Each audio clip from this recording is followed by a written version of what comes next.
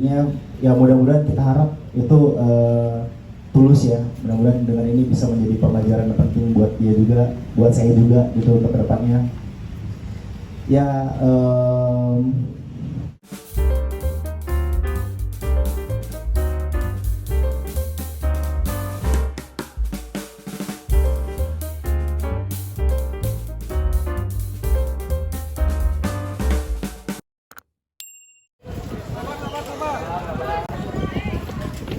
Sekolah di tempat sakit ini. Tangan dong. Weh, Maludin.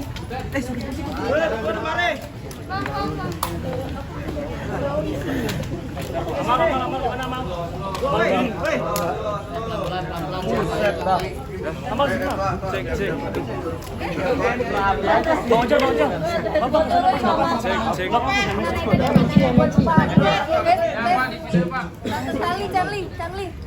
Tempatnya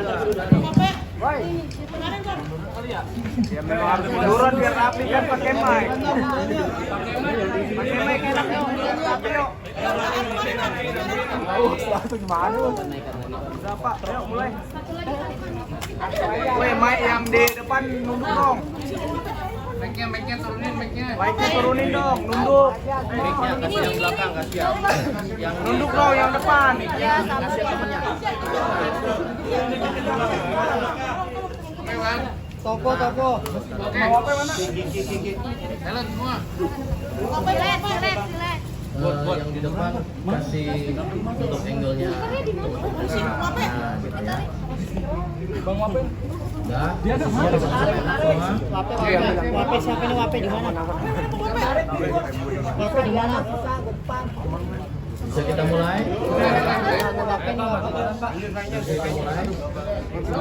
Aku, Pak. Belum ya.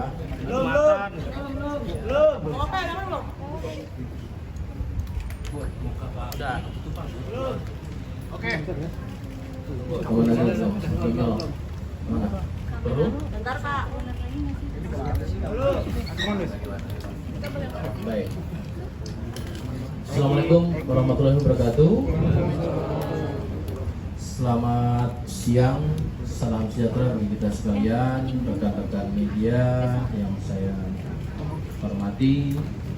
Hari ini Jumat pada tanggal 3 Februari ya 2023, Polda Metro Jaya dalam hal ini Direktorat Reserse Kriminal Khusus pada Subdit Siber telah melakukan proses pada laporan polisi yang dilaporkan sekira tanggal 10 Januari 2023 ya. Diterima, dianalisis, kemudian dilakukan proses penyidikan ya. Dari penyidikan tentu laporannya terkait dengan Undang-Undang ITE.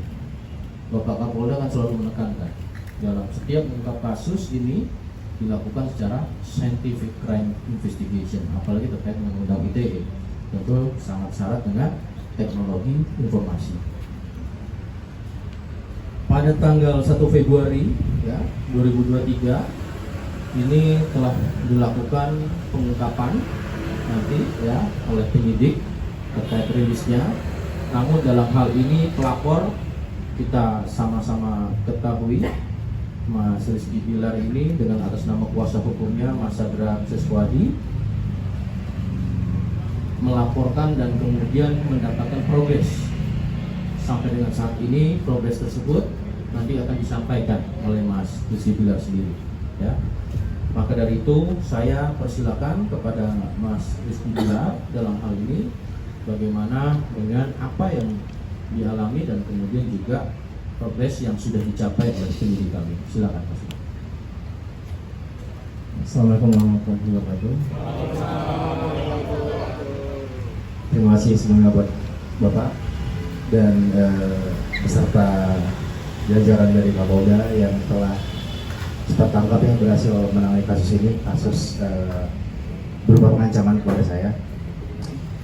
Dan ya pada akhirnya seperti yang kalian tahu bahwa proses restoratif justice telah berjalan, di mana saya dan tersangka telah sepakat untuk melakukan perdamaian ya.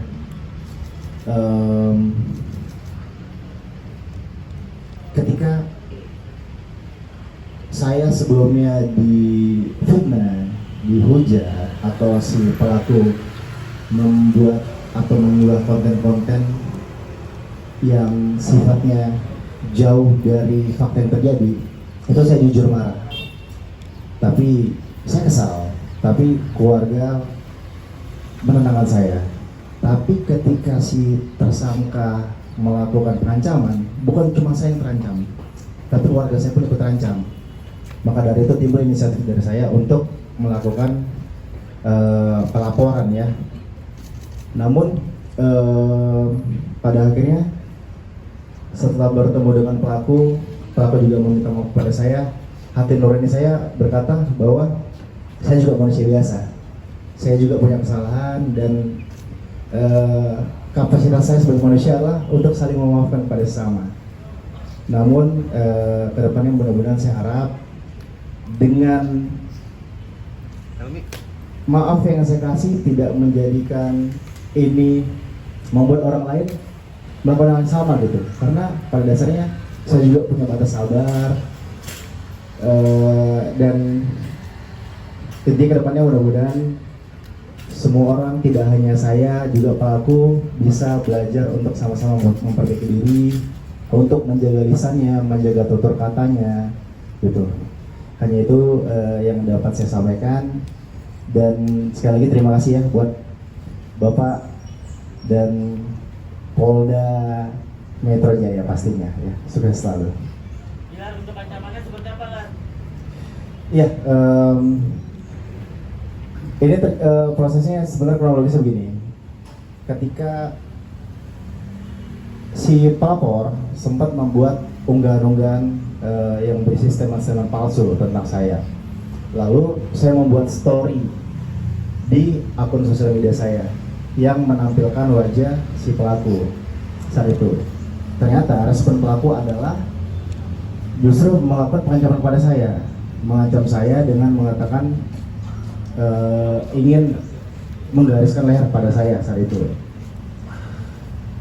Lalu seketika setelah berkoordinasi dengan pengacara saya, akhirnya ada inisiatif untuk melakukan pelaporan karena merasa itu sudah di luar batas. Dan akhirnya kita membuat laporan ya Bang ya, dan alhamdulillah semua telah selesai, telah beres. Pelaku juga sudah minta maaf, dan saya rasa cukuplah untuk bisa memberikan pelajaran sama-sama untuk kita semua ya.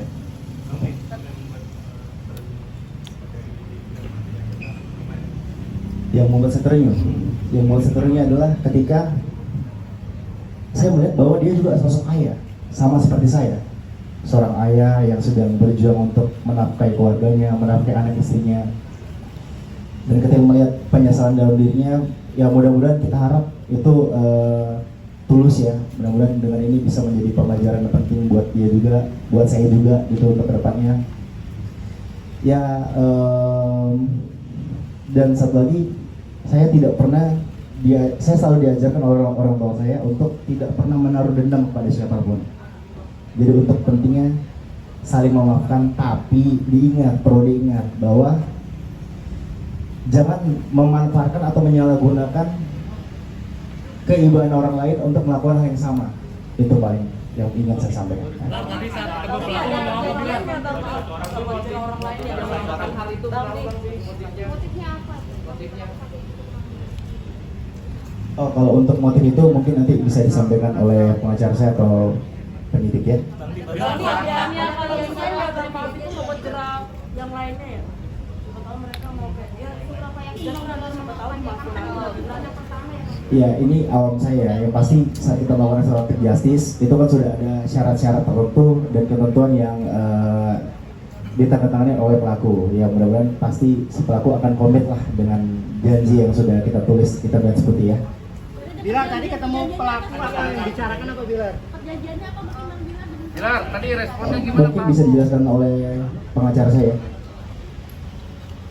Baik, terima kasih rekan-rekan media. Jadi memang proses dari mekanisme restoratif justice ini dapat saya jelaskan memang ditempuh dari baik terlapor maupun pelapor di mana tujuannya untuk dilakukannya upaya perdamaian seperti itu.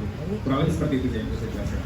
Tapi ada perjanjian nggak bang? Maksudnya ada perjanjian jam antara Baik, bang Di sebenarnya kalau untuk terkait dengan ini perjanjian itu tidak ada spesifik perjanjian yang seperti apa ya, cuma memang pernyataan sih, sifatnya pernyataan bahwa terlapor tidak akan melakukan hal yang sama lagi.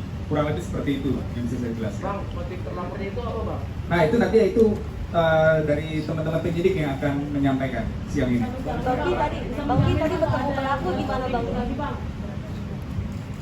Tadi bertemu pelaku Ngobrol nggak tadi, Bang? Ngobrol nggak? Responnya pelaku gimana tadi? Ada mungkin ada sudut-sudut di kaki kamu. Itu nanti biar disampaikan versinya lewat si terlapor nanti mungkin Pak ya. Gitu.